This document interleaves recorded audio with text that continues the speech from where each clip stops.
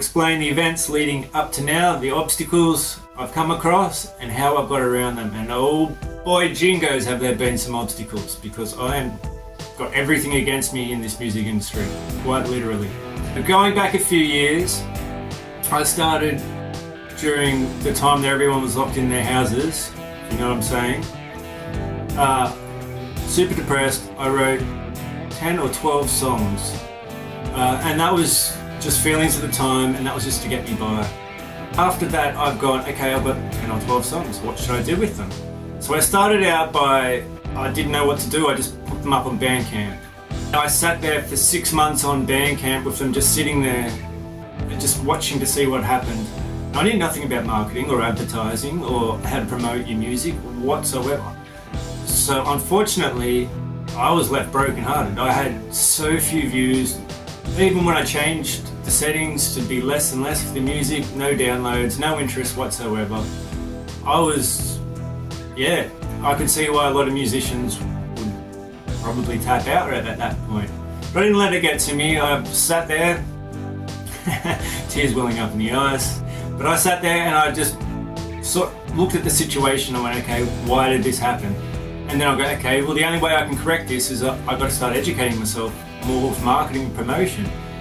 And then for the next 2 weeks, about 2 weeks, I would have spent about 10 hours a day just going through all sorts of YouTube videos.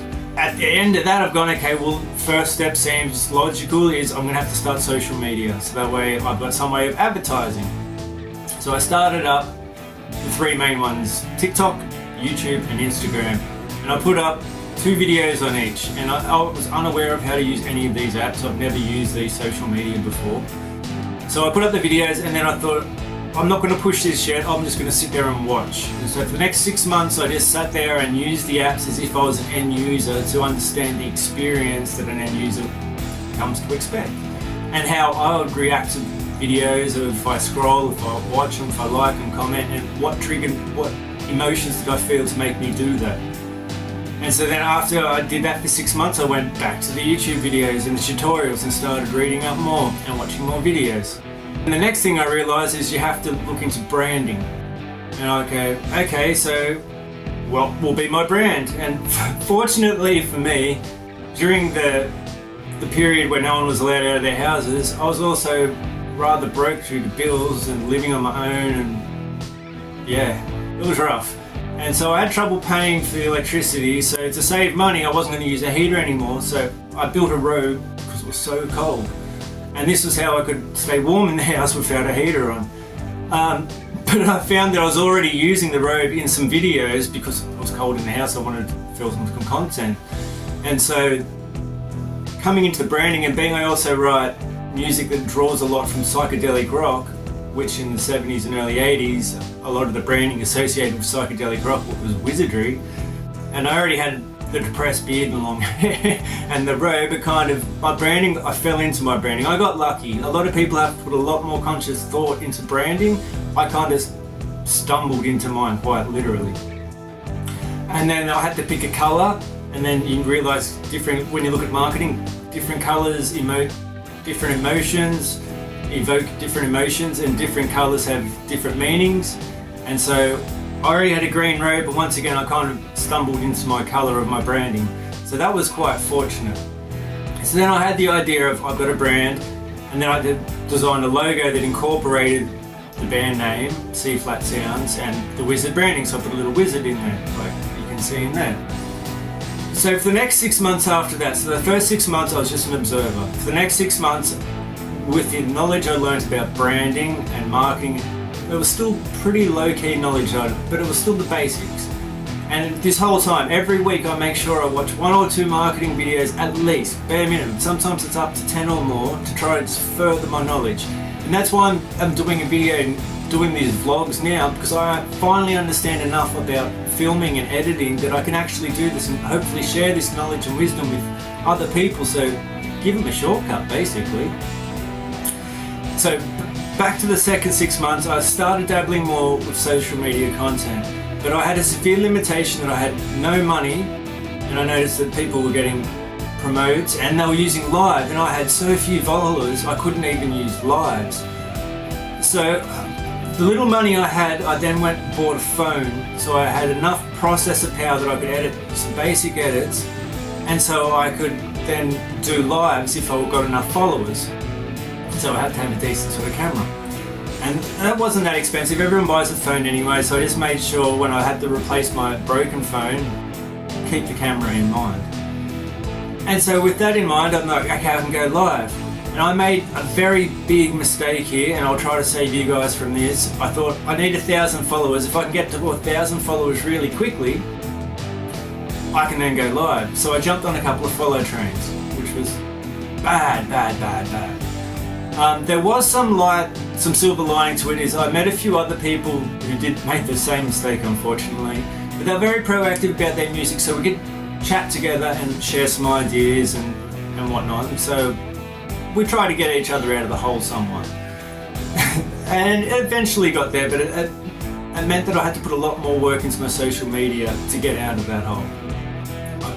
Lesson learned. And so for the next 6 months, I had those 2 EPs that I had up on Bandcamp, and so I thought, okay, I'm going to have to get them distributed properly. So I put them up through a distributor and got them on all social media and all the different streaming platforms. But I was still getting no views, and so after the next 6 months, that's when I wrote the next EP. While I was kind of a little bit distraught, I thought I was doing everything right. I had social media, I had all the platforms sorted out, but I was getting no views and no reach, but I was still ticking everything. I just didn't understand why. And it took me the next 2 years to figure out bits and pieces, and I'm still learning a lot along the way, and I'm hoping these vlogs, if I keep doing them weekly, I can help you guys from what I've learned and shortcut it for you, basically. So for the next 6 months, I was getting no views on my streams, no playlists, no interest, nothing. Even on my social media, even though I had over 1,000 followers, still nothing, because they were follow trained. They weren't true followers. They weren't fans of the music. They were just getting the follow back. And so that kind of hurt. But once again, I didn't blame anyone else. I knew the shortfalling was with me, so I sat down, looked at it again on paper and reassessed. Went back to the YouTube and started watching more and more marketing videos, more and more promotion videos. By this time I'm starting to learn a little bit about editing. I mean, my edits were still pretty basic. I need a band, maybe a band will make it easier. So then I started going to a heap of open mics, trying to find band members and asking around, but I'm old. I'm not a young social butterfly anymore, so unfortunate fact in life, the older you get, your social circles just naturally get smaller. Everyone gets busy. So my old means of finding band members weren't really working, and I'm a bit of an introvert as well. So even if I go to a gig, I'm usually the quiet guy standing in the corner, so I'm not really chatting it up. I did a call out on social media and nothing, unfortunately. So I started going to open mics and still nothing. I did up a whole heap of flyers and took them a heap of venues and to a heap of music stores and to all of the venues I knew that put on local bands, and still nothing. So that left me one of 2 choices: either give up, be broken, or 2, try to find another way around it, even if only for the time being, until the right people find you. And so that was all I was left with. So that was left me with the social media route. And so being I couldn't post heaps of band footage and band gigs, all I was left with was a few open mic gigs and a few smaller gigs where I was playing solo. I focused more on the social media and how could I stand out more and more. Up until then, the edits I was using the free, Windows video editor, like something really free and cheap. Because the whole time I've had no money. Like, one of the conscious decisions I made throughout, especially in that 6 months, when you post a couple of songs, you start getting inundated with people trying to sell you stuff. They try to sell you playlist placements, or they try to sell you marketing or courses or books. I mean, that's fine. I mean, some of the courses and books are well worth the money. Be very wary of the placements or anything, but everyone had their hand out, and as much as I could have been suckered into it, but I had no money. So even if I wanted to be suckered into it, I couldn't. Like, I had no choice. So I've had to go the full indie route, and in the long run, I think I'm grateful for it, because it's taught me about the whole process along the way. All the way from, I've had to record my own stuff. I had no money to record or go to a studio, so I've had to learn how to do all that. Same with the production. I couldn't pay a producer, so I had to learn how to do that myself.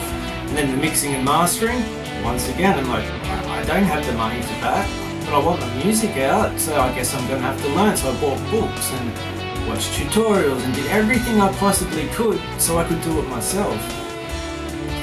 And then along the way I found I started getting, every now and then, I was getting a little bit of money from when I was doing the solo gig. Not much, but just a little bit. Or I'd get a few royalties here and there for when I played original songs solo, because I registered my songs with the licensing agency. Whenever my original song gets played, I get, even if I'm the one playing it at a pub, even if it's at a local open mic, I still get royalties from that. So after a while, all that money I just kept putting aside and putting aside and putting aside. And the only time I'd spend that money is if I was reinvesting in some way, whether it was with another piece of equipment to try to, like a phone or another microphone, or a few shirts that I could screen print myself and then sell them like at a live show by myself.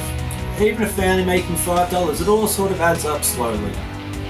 Along the way, I've just tried to be supportive of all these other musicians as well, because I know the struggle that I'm going through, and I know how rough it is, and especially when you're not getting any views or any comments or any likes, and I don't want anyone else to feel that, to be honest. I mean, that's tough. So I try to support everyone else along the way, and as a byproduct of doing that, I've started getting more and more support along the way. So you learn that the community you build, and the community you build is not by advertising more and more and going, come to me, come to me. The way you build it is by supporting others. You do unto others as you would have them do unto you. I mean, I'm not a religious person, but that one rings true, especially with marketing and social media. And the other thing that rings true is when I started out, I had the mindset of when I played in bands when you were younger. And when you were younger, the more exclusive you were, the better it was. And the more mysterious you were, the better it was, because you had other people looking after all the other semantic bits. But now the game's completely changed, and it took me a while to wrap my head around that. The game's no longer being exclusive and elusive. It's now 100% authentic, and having that connection, one-on-one connection with your audience and your fans, and the people who support you, you get to support them. It's more give and take. It's no longer one-sided. You no longer have a record label, especially if you're indie, you no longer have a record label being that middleman between you and the fans. That's gone. So being that's there now, you've got direct contact, make the most of it. You've got some wonderful people watching and following. I mean, some of them can learn from what you've done and the experience you've gone through, and through sharing that knowledge, you build connections and you realize the world's not so bad. And ironically, through all this stuff I've done, I've decreased my depression from where I started. From doing things, sure, along the way there are a lot of heartbreak times, especially in the beginning when I was getting no views, and this isn't a week without views, this is 6 months, this is 12 months without views. So that's soul crushing. But once you get through that, and once you learn a bit more about how everything's done and how it all works now, that you get built up. As you build up others, you get built up. And positivity and joy is contagious. I mean, who would have thought? So it's kind of strange. But along the way, I've had no money. So the little amounts I've gained, like a couple of weeks ago, I was finally able to spend the money for some hosting and domain name from all the bits and pieces of money I've saved up. So now I've set up a website so I can sell merch and music on my website. I mean, once again, I'm sure I'll have the same issue as when I first started social media, that I'll have no views and no sales, and there won't be much happening at all. But you just got to work through it, I guess. I mean, I don't know. I'm only at the beginning of this journey. That's why I'm starting to document this now. In the last 18 months, I've learned a lot about filming and editing, and I'm now comfortable enough in front of, scratching my eyes so I'm blind. Okay, I'm not that comfortable, but I feel comfortable enough that I can now at least articulate correctly my thoughts on a camera, whereas before I couldn't do it. Social anxiety got the better of me. It's taken me 2 years to get to this place. But now I'm hoping that the lessons I've learned and the path that I've walked, I can now pass on some of this wisdom and knowledge I've learned to people who are deciding to walk the same path. And so in turn, I'm hopefully giving you a shortcut, and hopefully saving you some of the heartbreak. So first mindset of a musician, change the mindset. Authentic now, not elusive. Second mindset, get used to heartbreak. I mean, if you look at economic models or business, they say there's growth crisis, growth crisis. That's so very true with music. I mean, you'll have a growth stage, and then something will happen, or you try to take the next step, and then you'll hit a crisis stage, and then you've got to work through it, and then the growth stage. A lot of us introverted indies are doing it on ourselves, so you kind of got to steel up your fortitude. I mean, know there will probably be times that there will be tears. I mean, there will be tears, but just know that they're coming, and they will pass. Like the rainy season, it will pass. You just got to keep working, you got to keep grinding, and I can't say it'll all be good and well because I don't know. I'm still at the start of my journey myself. But I've come far enough along the way that hopefully I can show a few people some stuff. But if there's any questions, or if you want to know anything else, please ask, reach out. I'm always more than happy. Or if you're curious as to where I'm up to or any updates, hit up my website. I'm always updating that, especially what's happening lately, bit at the bottom. Or if there's any new music drops or merch drops, I'll put on the website as well. And other than that, I'll do these vlogs weekly with what I've done in the week just gone, and give you an update on what's worked, what hasn't worked, and what's coming. So I hope you have a great day, and I hope this helps. Okay, see you later.